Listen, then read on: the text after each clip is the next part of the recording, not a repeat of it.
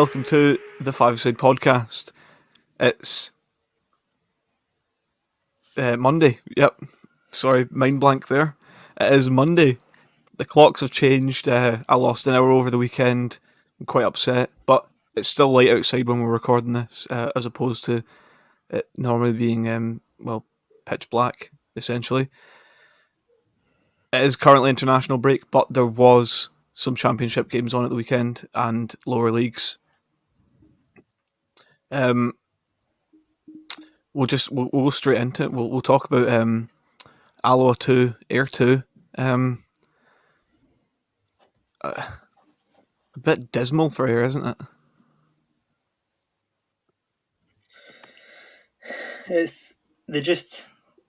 I don't know what to say about it anymore. I'm lost. Okay, well, maybe I'll put a positive spin on it since my colleague seems beside himself right now. What could have been a disastrous afternoon for Ayr turned into not a great one, but an okay one, given the results that went the other way. 2-1 down with results going against you to then pull it back to a draw and then the results go for you. Not great, but not a disaster, I think is the summary of that. Yeah, I guess that is a slight positive in it. It should see us clear of avoiding relegation. From watching the highlights as well, either team could have won the game quite easily. Like, Ayr got away with a few. Sinsalo made quite a good few saves, and like they got away with a couple of chances that they just kind of gifted to Alloa at points. But at the other end, they were definitely chances that they could have taken to take the game away from Alloa as well. So, especially early on after, yep, I forgot what I was going to say. But especially like early in the first half, it could have scored. Yeah, once they went 1-0 up, they could have put the game to bed. To be fair, they had a couple of chances just after that, with mixes of hitting it over the bar from inside the 6-yard box and just a lackluster attempt at a chip. Didn't really work out, but it had You've been to be talking about agent in his camera, and he's here to do the bits for Ayr, but he did the bits against Ayr, and five goals. I think Ayr were probably worth the draw, but at the end of the game, to draw with the second goal, the second Ayr goal was it's a bit comical. Some finish from whoever scored the own goal. Robertson was almost my goal of the day, but not quite. Just didn't quite make the cut. Does your goal of the day go to Alloa's second goal? No, it does not. No, it doesn't. It was a good finish. It was a good finish, to be fair. That one. I don't know. Could Sinisalo have done better? I'm not sure. Maybe I think it's one of those ones where maybe could have got a stronger hand onto it and pushed it over or wide, but you've got to say it's a good finish for the boy anyway. But I think what was clear was Ayr were really missing Ndaba. They missed that, like, his physicality in that game. I mean, so hopefully he's not out for too long. Back to the goalkeeper for a second. The jury's still out for me. I'm not convinced on his Sinisalo's credentials, personally. I think he's young. He's young and raw. Yeah, but last few seasons we've had a young, raw keeper, but you're sort of like middle to bottom to maybe pushing for promotion places in Championship. I don't think you're ever going to really get a good level established goalkeeper if you think of it that way. Like, I think it's not always going to be the case, but you're going to have to settle for a below average goalkeeper or a young goalkeeper who's still developing, in my opinion. Yeah, I think for me, if you I know I don't want to make comparisons, but compare him to the last few seasons where we've had Doan. I know Doan in the first season was maybe not as convincing, but I just think initially I think Sinisalo's not had that same impact. Yes, he's kept a numerous amount of clean sheets, but also has to go to the defence as well. Who've shored up things, but it's my opinion. I don't think he's cut out for it. I That's think my I take. think credit to him though Well, if, I think he's a good for that game of shot the weekend. Yeah, stopper. I was going to say he made some good saves and a couple from quite close distance as well to deny them. So Yeah, credit to him for that. he's got good reactions. He's you've also got one to thing I do compare him. like about him. He's quite quick to get the ball out. Like for any possible counters. That's probably something they'll try and teach them from a young age at like the Premier League clubs, Oh no, because that absolutely. is like a lot of them will aim No, to be I'm not doing saying that. he's a bad goalkeeper. But let's get that kind of clear. I'm just saying, in my opinion, I don't think he's quite at the level of what we've had previously. I, One thing I think I do think he's coming for crosses and stuff like that. He's never been overly confident at it. Is the way I'd put it. you got to look at it like obviously Duhan was a very good goalkeeper who will have a career in the top flight. I think there's no doubt about that. But previous to him, Jordan Hart, I think Sinisalo is a far superior keeper to him. So you got to look at it like that. He's still young and he's I'll performing at a decent level. It's just going to take time for him to I'll give settle you a into better the team comparison. and get used to playing with the back Um, four. And if we go back to another keeper that Ayr took on loan from a Premier League club in England in Jack Ruddy, I think he's well above his level and well above his mentality and attitude as well, because he doesn't turn around to the fans and say, "Do you know how much I get paid?" Although there's no fans there, so we're yet to find out if he would do that. But he doesn't seem like he'd be the sort of guy to do that. first game in, he just starts shouting at the Somerset Road end. I make so much more money than you. No, I think he's done decent enough for Ayr. They've had their issues all over the pitch really this season. As far as I'm concerned, I think it's poor from Ayr to thing me, but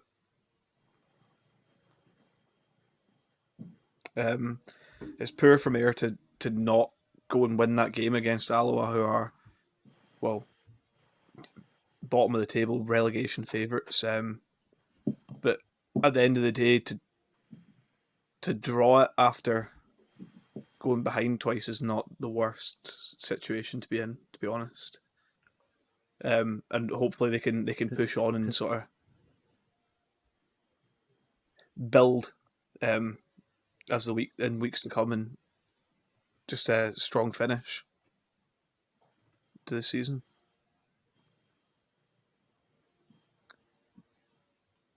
Yeah, but I think obviously it's no point really dropped with that result, like with other results in their favour. So a draw, all considering, I think Ayr would Yep. be relatively And happy. a draw that only myself could predict, and I did predict 2 each. You Yep, just want to because put I that in am there. a genius. Thank you. In other news, Dundee winning. Not really a convincing win.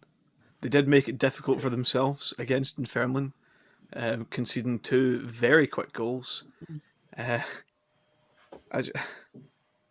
like they they should be doing better against Dunfermline. They should be doing better with the team they've got as well in the league, to be honest. But it's 3 points they'll gladly take, especially after that torrid start. I mean, I'm still at a loss how Dunfermline didn't win. First half, okay, Dundee pulled a goal back, but 2-0 up, 2-1 up. You could only see one winner. They started so quickly, so well. 3 minutes in, good play, and O'Hara getting the goal to put them 1-0 up. And then 6 minutes, my goal of the week. Whiten with the best chip I think I've ever seen in all my years of football. It was The sensational. keeper is It planted on was. the floor, and Just looks behind him as it's it a drops. complete. It's just a superb finish. And then 30 minutes in, Dundee Dundee. get whoops, Dundee get a goal back. Dundee. Osman So should have scored, and I don't know how the second rebound. It's a good save from the keeper, but really the second rebound should be going in. Hits it straight at the keeper. Keeper parries it out, and then there's Jason Cummings like a good poacher. Bang, 2-1. And then in the second half, it was a kind of role reversal of the first half, with two quick-fire goals from Dundee, Mullen and Ashcroft, combining, well, not combining together, but getting the two goals. And from there, Dunfermline kind of threw the dice, but came short. I don't know. It was very stubborn tactically from Dunfermline. I thought when the 3-2 down they would have changed it. They left it about 15 minutes and then changed it. I thought by that point it was too late. Dundee had settled in and held on for the victory quite comfortably. I think both teams are going to have completely different outlooks on this game in their post match debriefs. Dundee will be happy with the 3 points and coming back from 2 goals down to win. I guess they'll also look at it in the way that it's disappointing that they conceded 2 quick goals, but they won the game. So I'm sure that's all they really kind of be caring about. But also at the same time, they have to not concede goals that easily early on. And Dunfermline will be sort of that way where we scored 2 quick goals. Why could we not close this out? Why could we not score again? Like really pile on the pressure or hold them out, stop them from scoring 3 times. I mean, that would be disappointing, especially coming out straight after half time and conceding 2 relatively quick goals. I mean, the manager's got to be questioned what he said to them at half time there, whether it was the right words that he chose. Yeah. I've been kind of thing expected I've got to say Dundee. is- Oops, sorry, Craig, on you go. On you go, Chair. No, it's fine. What do you go? The one thing I've got to say is fair play to Declan McDade, getting himself back into that team. He looked to be out.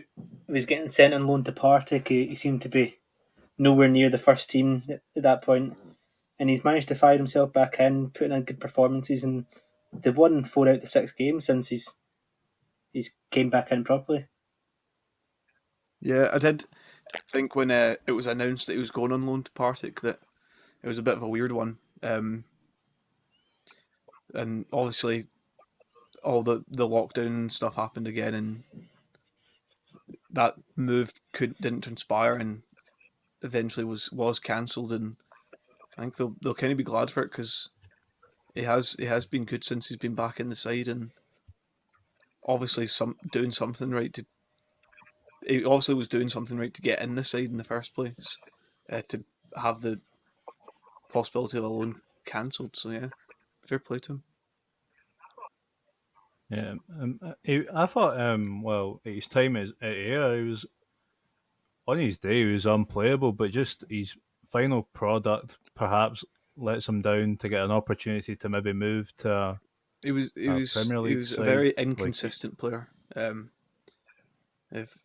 If you're asking me, just in terms of his playmaking and his final sort of product and scoring ability, like sometimes when he was on it, but when he wasn't, then like it was like the fans kind of picked on him a bit, but as what it is. We'll segue talking about Partick there, and we will talk about the Partick game.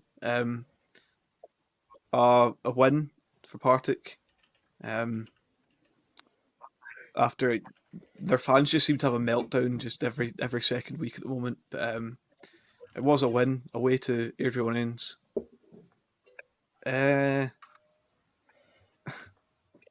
If you're asking me, I mean, they scored 4 goals. Yeah, fair enough. They're probably they're good enough to score 4 goals, but they conceded 2, I believe, and both the goals were 2 pieces of very amateur defending. I think this is a very typical Ian McCall in League One performance. Go for broke, and it doesn't matter how many you concede, just as long as you score more than the opposition. First 25 minutes, Partick were dreadful, really dreadful. You know, just set pieces, they looked a Well, bag of nerves. was it the first goal came from a set piece, and it was Yeah, absolutely set piece, horrendous. It just I don't know what happened the first 25 minutes, but then settled into the game, got their equaliser 35 minutes in. Really nice through ball, and Scott Tiffany, putting it past the keeper. Keeper wipes him out, and the ball rolls into the net, and then the keeper is subsequently cautioned for his lack of attempt, to get the ball. In my opinion, I think had the ball not gone in, he'd have been looking at the good old cherry card. After half time, it seemed to be a lot of quick fire doubles. Brian Graham and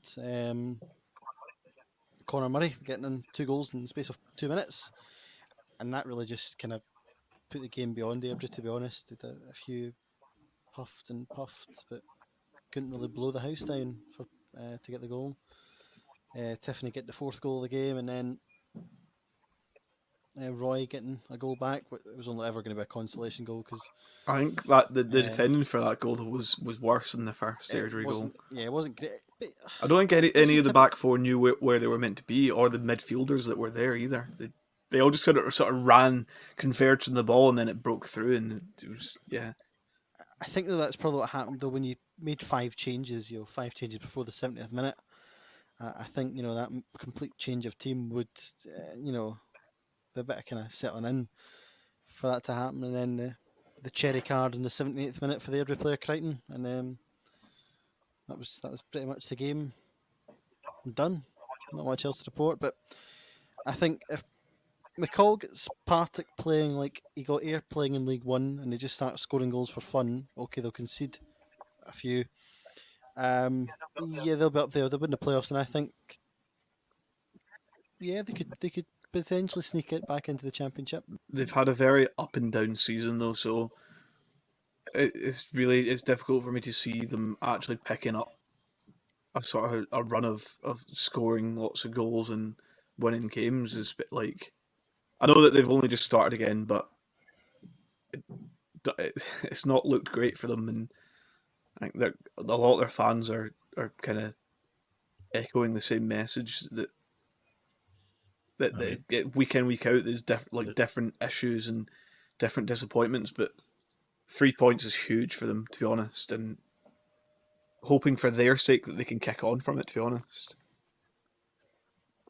It's mental in the last couple of years where they've been from Premier League, the Championship, down to League One. It's actually incredible considering the team, like the players themselves, aren't that bad, but they just couldn't seem to ever get runs of form, like you said, going. Like they're too stop-start all the time, and go and annihilate a team, then lose next week. They've got no real consistency. I think Falkirk's the only team that's been extremely consistent in League One so far this season. It is bizarre from a Partick point of view. They've been outperformed by some weak sides this season so far, and just it's just that inconsistency, isn't it? If you're a fan of a team, you want them to be more consistent.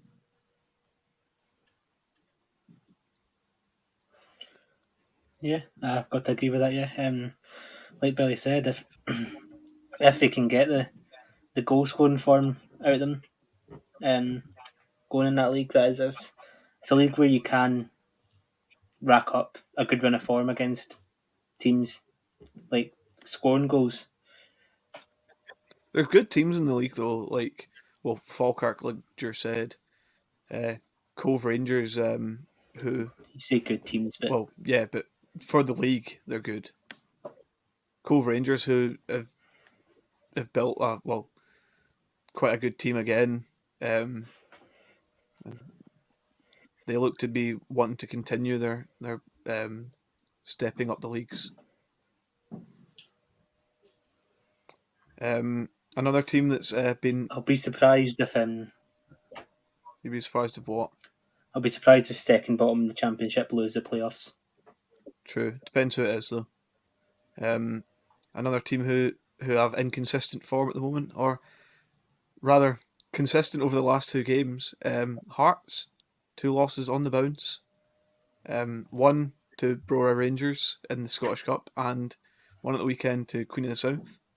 Just wanted to point that one out.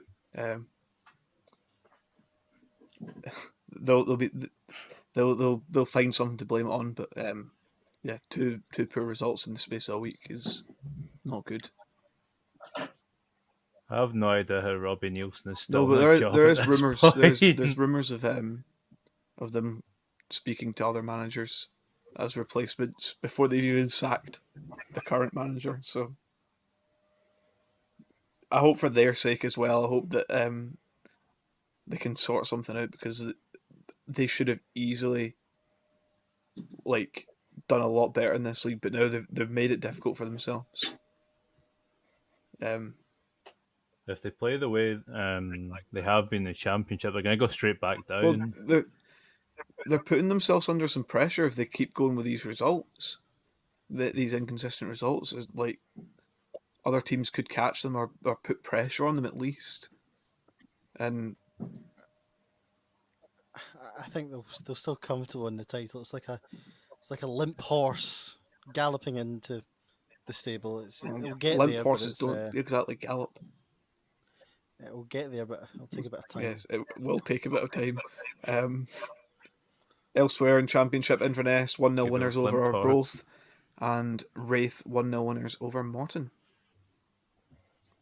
And that brings us over to Billy, who's extensively watched highlights of one game from 4 different viewpoints or whatever.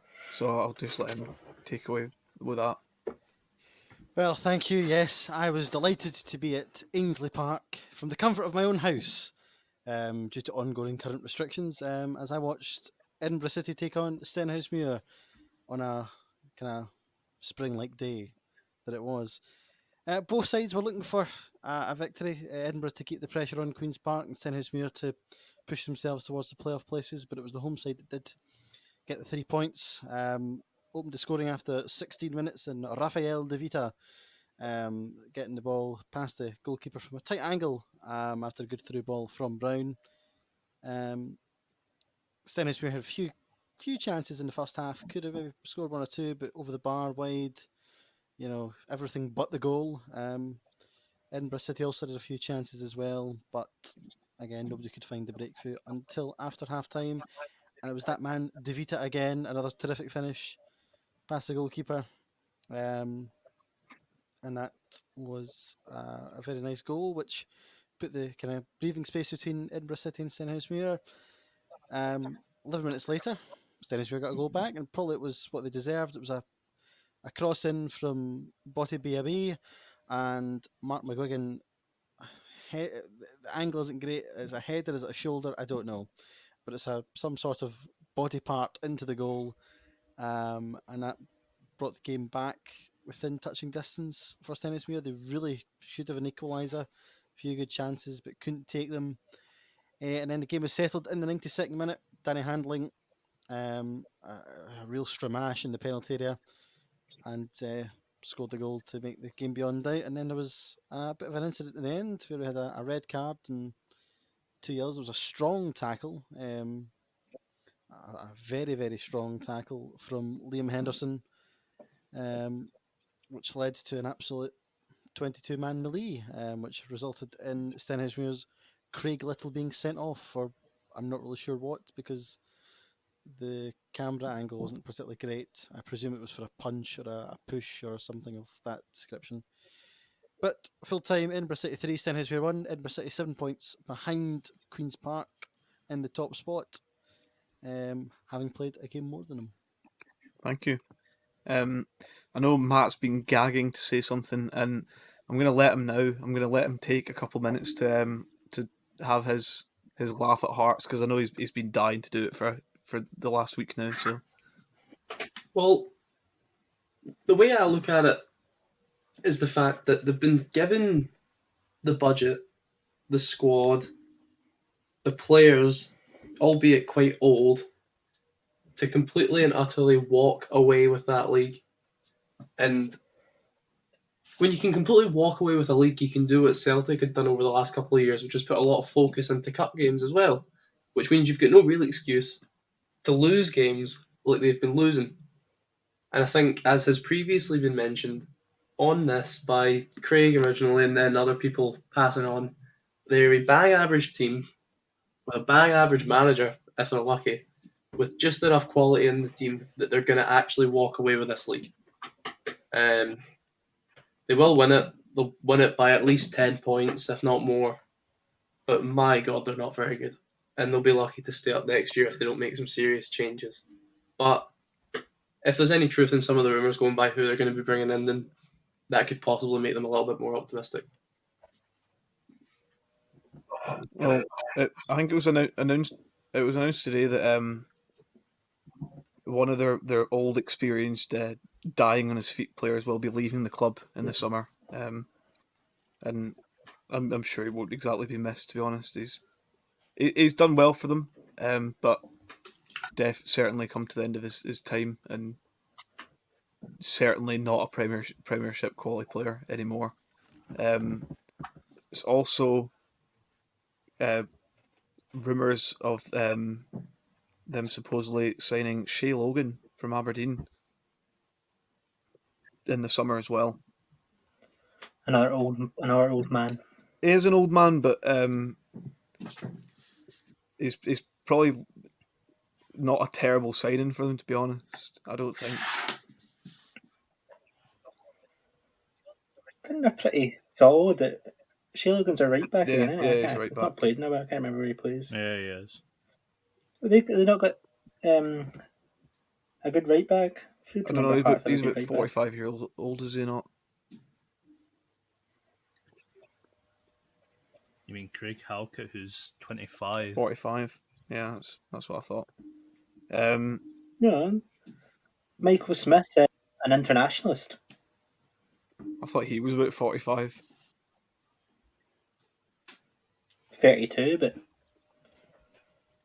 I think it's the type of signing that would benefit that side. To be fair, guys who've had experience at Yeah, but the like league you above. say, they need to make improvements for next season in the Premiership to have any sort of notable performance. Yeah. Stay up. I mean, you see, teams around them are actually like doing things and trying to better their squad. Like we seen this week, Inverness signing Scott Allen on loan.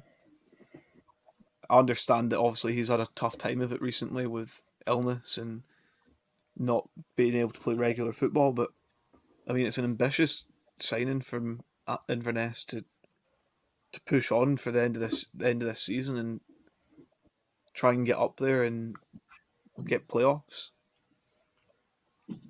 He's actually a fantastic signing for Inverness, a guy who undeniably is one of the most talented passers of the ball in Scotland. And it's great to see such a talent being able to play football again, obviously with his health complications. I wish him all the best, and hopefully Inverness he gets a chance to shine again.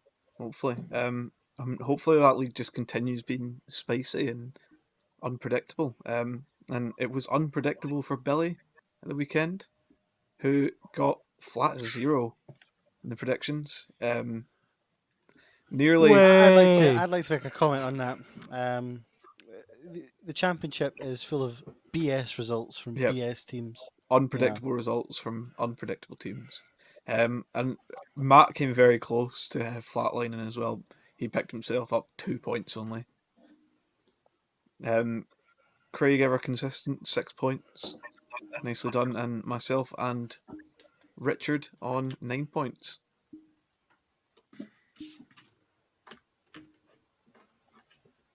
Well done, guys. I thought he was well going to say done. something there. That was such a proud Yep. achievement. Leaderboard I'll remains take that, unchanged. Mr. Zero.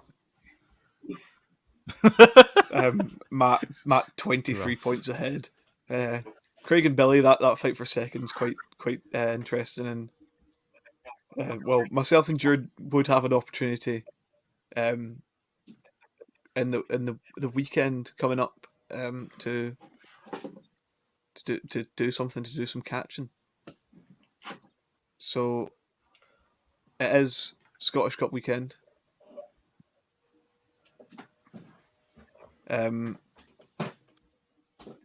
Yes, the Scottish Cup obviously was back last week, and now all the Premier teams are in it now as well for the weekend.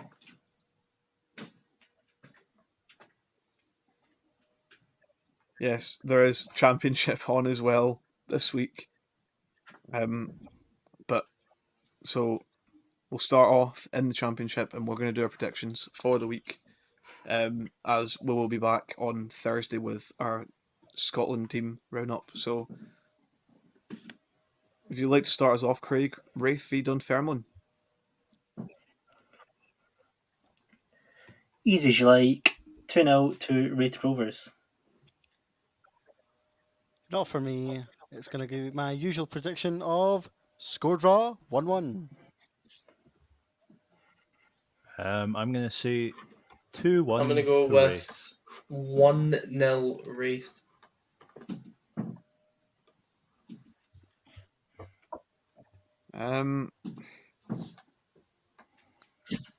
Everyone's liking a Wraith win, but I'm feeling a Dunfermline win of 2-0. Arbroath v Alloa in the Championship. A big game for both teams here, but I feel like this is a game that will confirm Alloa's relegation, and it's going to be 2-1 to Arbroath. Well, I think it'll be a close game. I'm going to go for score draw 1-1. What you fucking are. I'm actually going to say 2-2. I'm going to agree with Bill. Score draw 1-1. I can only see Arbroath winning this, and they're going to win it 3-1. And finally in the Championship, Dunfermline v Hearts. Wait, yeah. Mm-hmm. Hearts will get their internationals back, and they'll get back to winning ways in this game with a 1-0 win. Well, I have to disagree with my colleague. I think this will be a tight game, and I think Hearts will lose again. Dunfermline 2, Hearts 1. Not to sound like Bill India, but I reckon it will be 1-1. Yeah, I'm gonna. I think Hearts are gonna. They're gonna win another game at some point, so I'm gonna go with this week. 2-0. 2-0 Hearts. Yeah, likewise. I think they'll be kicking themselves after the last two games, but I think they will bounce back with a 2-0 win. And on to the Scottish Cup. We've picked 7 Scottish Cup games to predict. So let's just get on with that. First up, Celtic v Falkirk.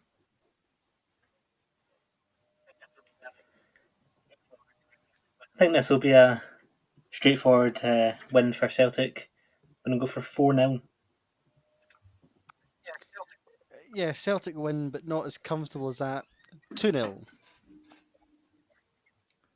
I'm going to echo Bilal's score and also say Copy 2-0. me here. Yes. I'm not going to copy you. I think Celtic 7, Falkirk 1. And I'm going to go for a Falkirk win. I'm not. Celtic to win 5-0. Next up, Craig's choice of game to predict, and it is Ayr v Clyde. Ayr will be straight back to winning ways here against a poor Clyde side at the best. I'm going to go for another 4-0 victory in the cup for Ayr. Well, I backed Ayr last week to win, and they didn't win, so I'm going to back Ayr to lose. 2-1 to Clyde. I'm going to say 2-0 to Ayr. Yeah, I'm going to agree 2-0 to Ayr.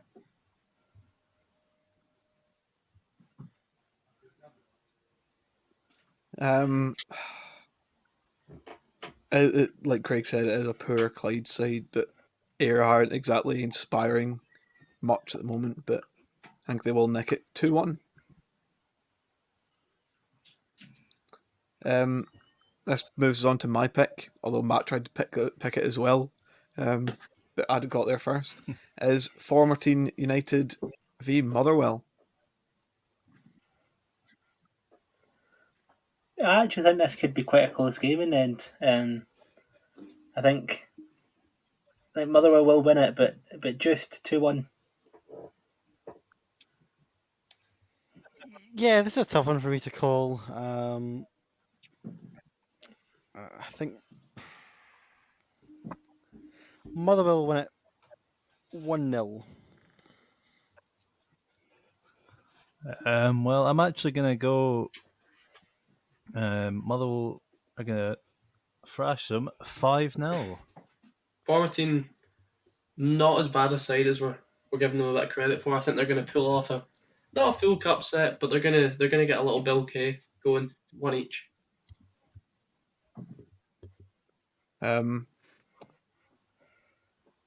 Yeah, nah, I don't see it going any other way than an absolute rout, and that will be 7-0 to Motherwell. Just in case that wasn't clear. I can't remember whose pick this was, but it is Stenhousemuir v Kelly. It was yours on you, Craig. I'm going to go for the first cup set of the week, and I think Kelly might actually manage to pull this one off. 2-1 Kelly, 2-0 Kelly.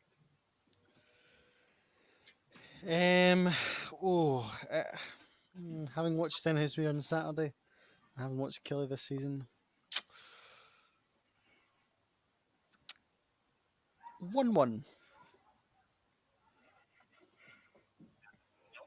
I reckon Kelly's going to win 3-0. I think Kelly's going to win 2-0. Yep. I was going to say 3-0 before this, and I'm going to stick with 3-0 to Kelly. Watch us all be wrong now. It's going to be a massive Stenny win.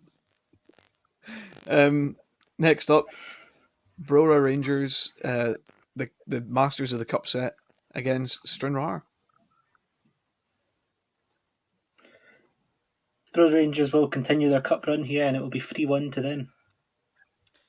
I think this will be an absolute drubbing. Brora Rangers 4, Stranraer 0. I think it's going to be 1-0 to Stranraer. I'm going to go with 2 each. And I'm going to go for the Bill K special. Score draw, 1 each. Takes us on to Livy v Wraith. 2 each. Score draw, 1-1. 1-0 to Livy. 2-1 to Livy. 3-1 Livy. And finally, Rangers, Cove Rangers.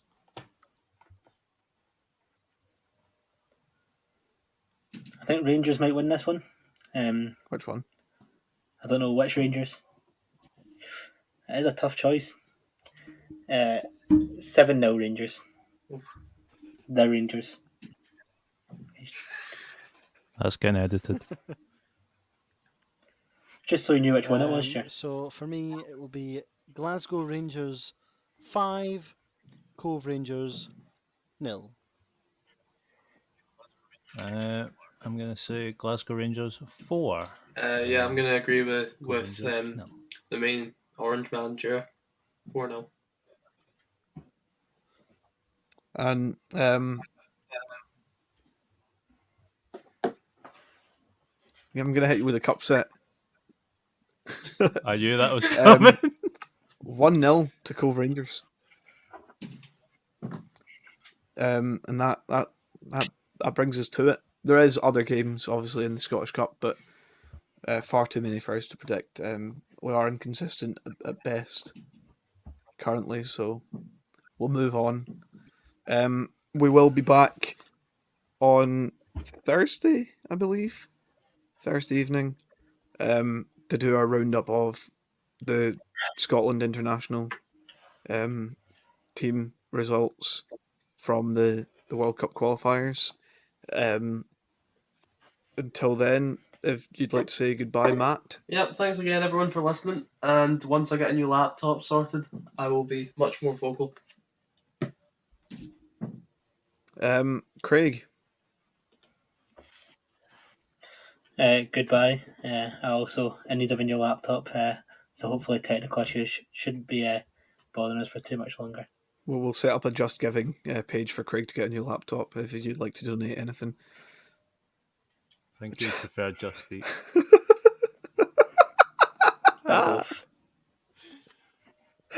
Okay.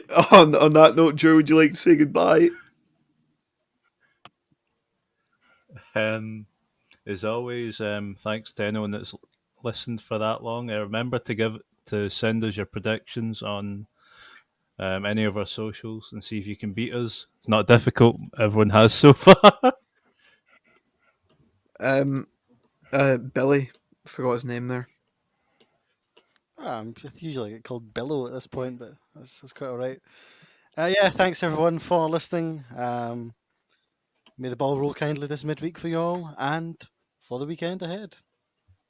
Yep. As everyone always says, thank you for listening. Please do send predictions. Try and beat us. Not that you need to try, but yeah.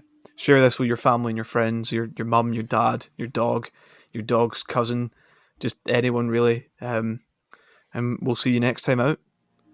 Goodbye. God bless.